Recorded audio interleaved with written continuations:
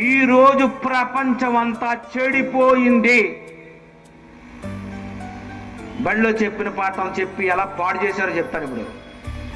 భారతీయులందరూ నా సహోదరులు అంతేనా? మొదటి రోజు ప్రతిజ్ఞ, భారతదేశము నా మాతృభూమి, భారతీయులందరూ నా సహోదరులు. మొదటి సంవత్సరం అదే,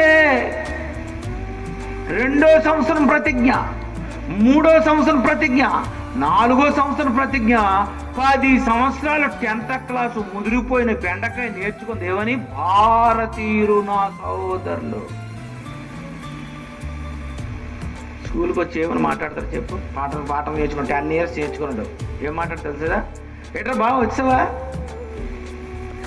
సరే, భారతీయుల సహోదరులను పాఠం నేర్పిస్తే ఫ్రెండ్ని ఏమని పిలుస్తున్నారు? బ్రదర్ అని అనడం లేదు. ఏమంటున్నాడు? అరే మామ, చెల్లేది బాబోయ్. ఏంటి 10 సంవత్సరాలు నేర్పిస్తే ఏమంటున్నావు నువ్వు? మామ, బావా, బామ్మర్దా. మాస్టర్ గారు అడుగుతారు ఏమని? రా ఏదిరా మీ చెల్లి ఎవరా రాలేదు అని అడగని ఏమన్నది? మా చెల్లి ఇంకా రాలేదండి, ఇంటి దగ్గరే ఉందండి అని అనొచ్చు. వీళ్ళందరూ మా చెల్లిలేనండి, ఏ చెల్లి గురించి అడుగుతున్నారు అనాలా? మాస్టర్ గాబరా అయిపోతాడు.